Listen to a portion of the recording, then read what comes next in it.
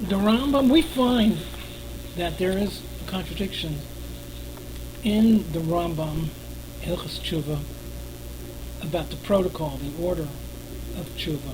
In Perek Aleph, Halacha Aleph, the Rambam says if you do an Avera, then when you're coming to do Tshuva, Kishiyasa Tshuva, Chayev Lisvados, one has to confess verbally.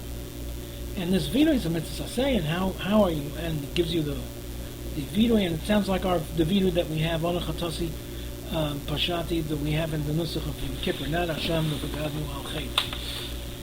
That doesn't really make a big difference. But from this Rambam that we see that there's this idea of Tshuva happens first, and then there's this Vidui. Vidui is a second stage. It's an after stage. And he actually spells out, the Rambam actually spells out in Perek Beis, Halacha Beis, he says, Mahi HaTshuva, what is Tshuva? So, Hushi Yazav Achote Cheto, he has to forsake it. The Asur Machshavta, remove it from his thoughts, the Igmar Belivai, and make up in his mind the Shlo Yasuai.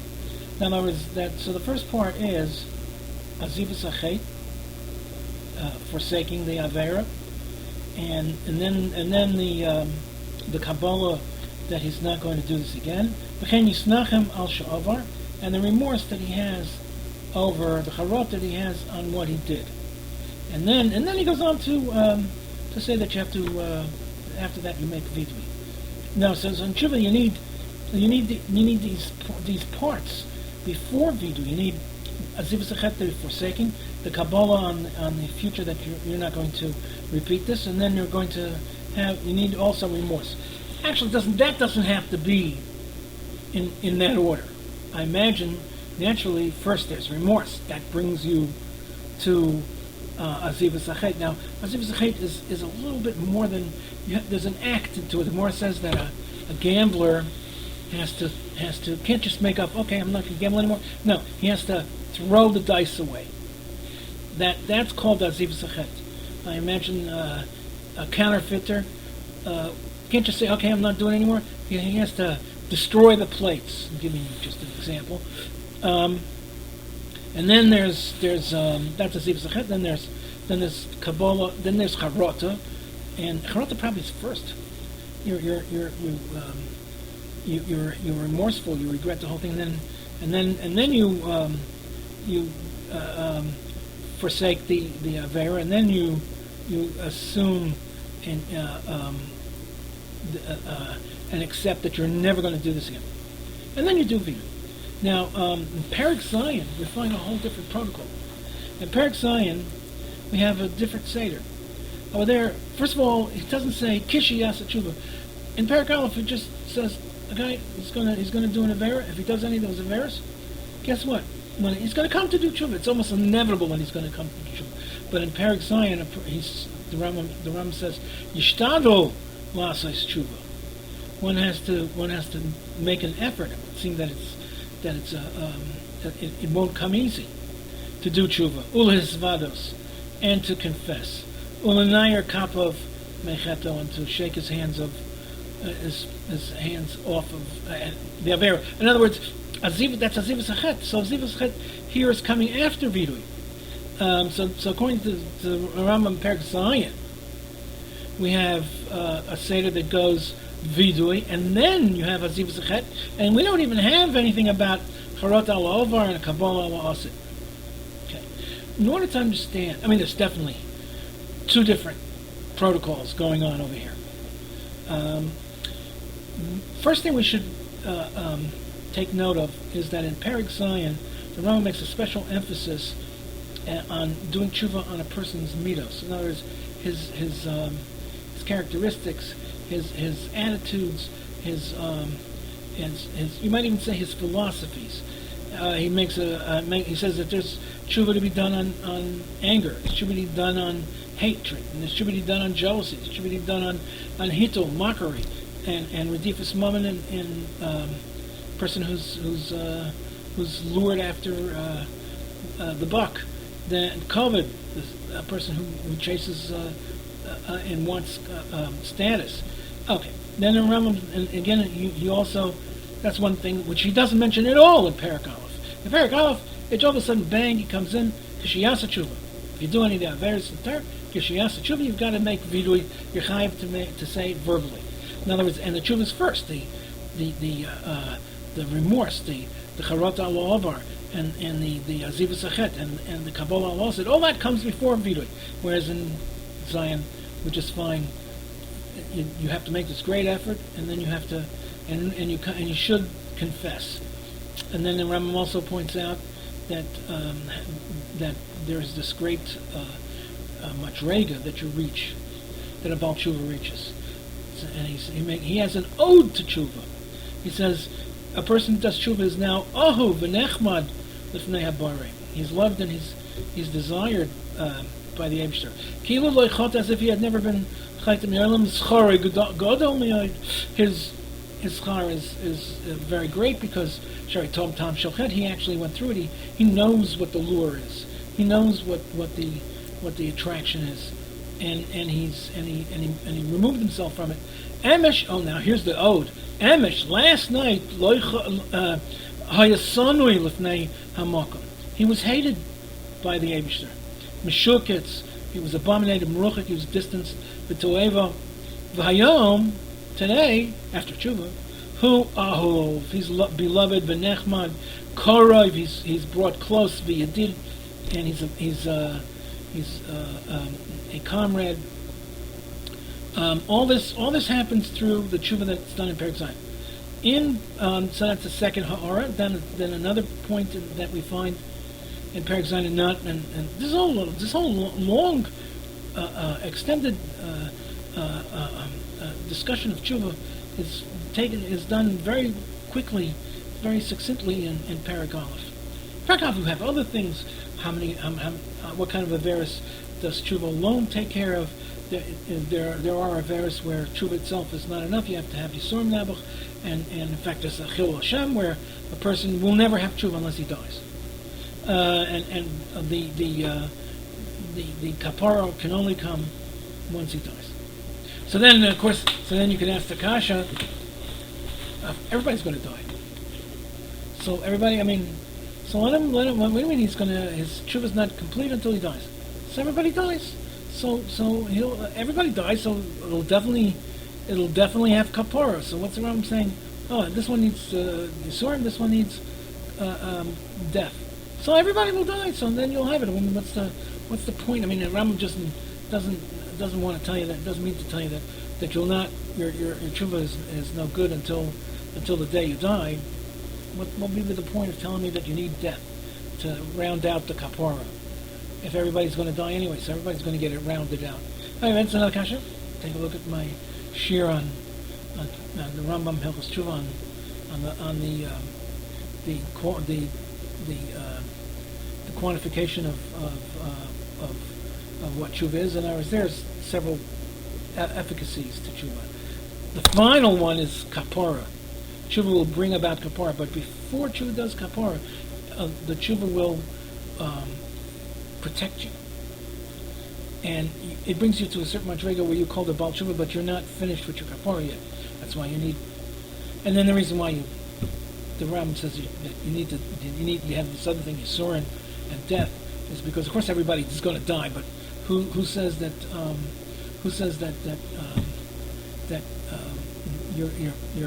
you don't have kapara? Let's say you don't have anything until you die, so that means you can get any einish. You're open. It's open season on you. The answer is, as soon as you do tshuva, whether or not you have the kapara, which you might not have until death, you're safe. You're protected. You've come to shelter. You're sheltered. So, and also, there's another thing also. If a person were to backslide and commit the same avera again, so if he had reached to the madrega of kapara, so then this is a second happening, and it's not connected to the first happening. The first happening is gone, right? So that whereas if you didn't get kapara yet, let's say you're Mechal Hashem, and then you do tshuva, but then all of a sudden, years later, you do another Chil Hashem. Then the two are considered together. They're packaged because it's obviously that you didn't really do enough tshuva on the first one. But if, for example, if a person did a tshuva, the Ram says if you did an avera that has a chi of chorus, like you walk into the base of Mikdash, how many of those guys with yarmulkes on their head are pressing to go into the base of Mikdash? I'm not talking about Arik Sharon, who started Intifada. He's not from, see, he doesn't believe in the whole thing. But there's these guys the yarmulkes on their head. They're busting their way into the Makam HaMikdash because they want to daven over there and they don't want the Arabs to stop them. And meanwhile, they're chapping chorus. And if you do, let's say you come to the point where you're going to do tshuva, and Rambam says that you need your Yisurim. So that means that you're not done with kapara until you have your Yisurim. So let's say a guy does tshuva on it, and then he doesn't get his Yisurim yet, and he backslides, and he does the same avera again, the same avera shel chorus. It's one avera. You can't say that first avera is separate from the second avera. That's why, even though you're protected, you've reached shelter, you've come to the point where you have done tshuva, but you're not. It's not a closed book. It's not closing. The file wasn't closed. So if you were going to repeat it, so then it would be all one avera. But if you had gotten your Yisurim, and then you repeat it later in life, then that first episode is not counted. Okay, but let's get back to this whole protocol of tshuva that we find in Perek Zion, that it's not there, it doesn't exist in Perek Aleph, and all the other points that the Rambam makes in Perek Zion, and then the Rambam finishes it off with a drasha. Ein Yisrael Nigolan El B'Tshuva. The Gula will not come but through tshuva. So you might think, okay, it'll never be a Gula because not everybody's going to do tshuva. No. Ticha HaTorah. Torah has assured us, Shesof Yisrael Lasos Tshuva B'Sof Galusa. At the end of their exile, they're going to all do tshuva. Chalzais, we now will find a bit of this in the first parak. The answer, of course, is that the Rambam is talking about two different types of tshuva, two different types of Baalei Tshuva, two different types of Averis altogether. The person of the tshuva in Perek Aleph Halacha Aleph, he really accepts Torah mitzvahs. And the chait that he did, the Aver that he did, represents a momentary transient lapse, a deviation by the chait from his true personality. The person has been overcome by his emotions, brought about by this Aver, and this lapse is not the result of some deviant philosophy, an anti-Torah philosophy. And an example would be a person's Mechal Shabbos in order to pursue some lucrative business. He just he doesn't reject Torah mitzvahs. He's just captivated by the word of. We're not talking. Maybe you are talking about what if he sees a possibility to become a billionaire in a short while, but he has to be Mechal Shabbos. I mean that's a momentary lapse, and then emotions temporarily subdue his seichel, and it's almost like alcohol and wine, and the effect is a moment of weakness. And actually, sin is extrinsic to his personality. He's a good guy. Soon, when his intoxication wanes, he recoils from embarrassment and becomes contrite. He's remorseful. He has charata. And he recognizes his foolishness and immediately desires to do tshuva. This awareness and need to do tshuva comes suddenly. It comes to him in a flash, clearly. And that's what the Rambam is talking about in the first paragraph. He says, over Adam Achas, one of the Averis, Kishi Asa Tshuva. Of course, he's a Ben Torah, really, but the Nisayon was too much for him, and he fell into the avera, and he hits the bottom, and he realizes that the charata, and so he's kishiyasa tshuva. When he comes to do tshuva, and then he has to do vidui. This tshuva is limited solely to the act of the avera. Therefore, he's got engaged in remorse and regret. Hence, we know that we're dealing with a particular maisa of avera. And he must renounce the sin of the avera as he was a chet. And then, only then is he going to be ready for vidui. You can't do vidui. You can't just jump in and do vidui right away, because we're talking about a guy who's supposed to really be a fumi. He's a ben Torah. He's a shomer Torah mitzvahs. He really is a shomer Shabbos. And so then you can't just make a confession. You have to have charata.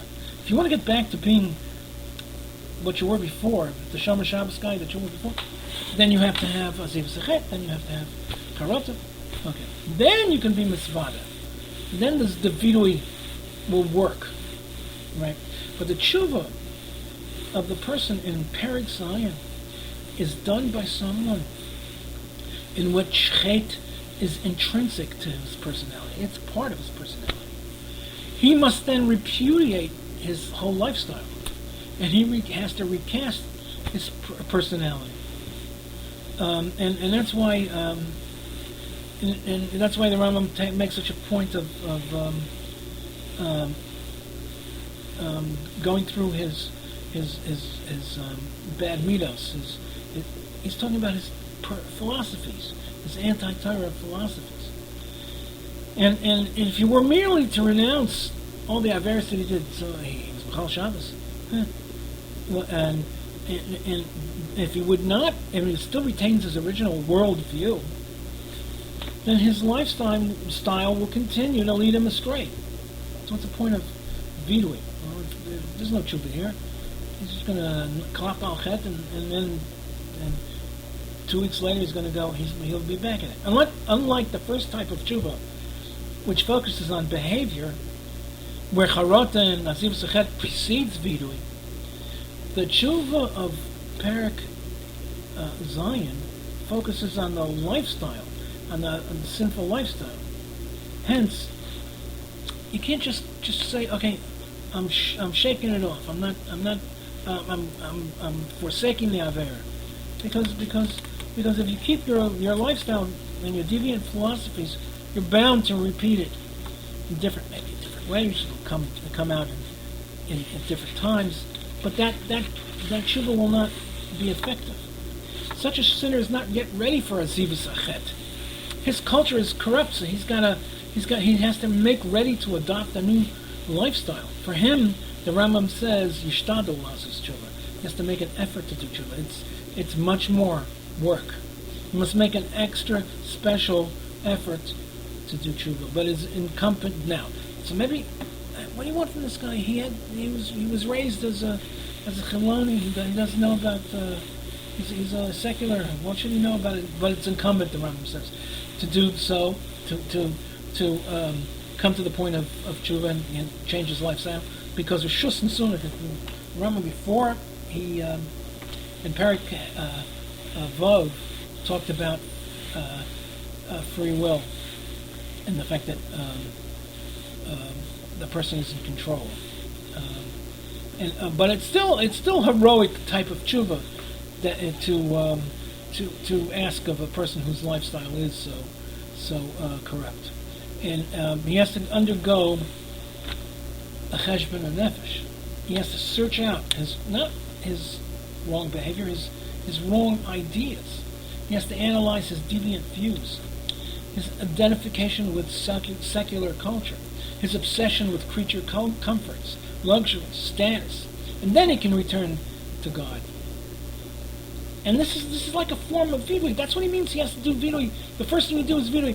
You come to the point where you realize that your entire philosophy, your entire idea, is anti-Torah, therefore wrong, and must be changed. But the Rambam does say Rishus Nesuna, although his neshama is buried under mounds of Averis and illusions and deviant philosophy and apicursis, this Baalei Tshuva can emerge from under that pile. That's what the Ram is saying. He can cut off iniquity and he can recapture his luster. And he can become mudbak b'shchina by this reformation of his personality. This chayta is not merely absolved of his Averis, if he gets there. Perek Zion, the Tshuva Perek Zion permits him to be reborn. That's why the Ram goes into that whole ode to Tshuva. Emesh, last night, Hayasanui, he was he was despised by Hashem. Lifnei Amalkim Shuketz Meruchet V'Toyev Hayoim Hu Ohav V'Nechbet, because he did this heroic effort of changing his lifestyle. This is the sense of the Rambam when he writes that the final redemption of Klal Yisrael shall only come about through tshuva. And the Torah has assured us that ultimately Klal Yisrael will do tshuva at the end of their exile. Umiyad nigolin. He adds that immediately they will be delivered. The promise is not that every individual will simultaneously correct all their foibles. This one will stop shortchanging, and this one will pay his debts, and this one will stop talking lashon hara. And so what? So I mean, what is the Ram saying that at the end everybody's going to become a tzaddik gomer?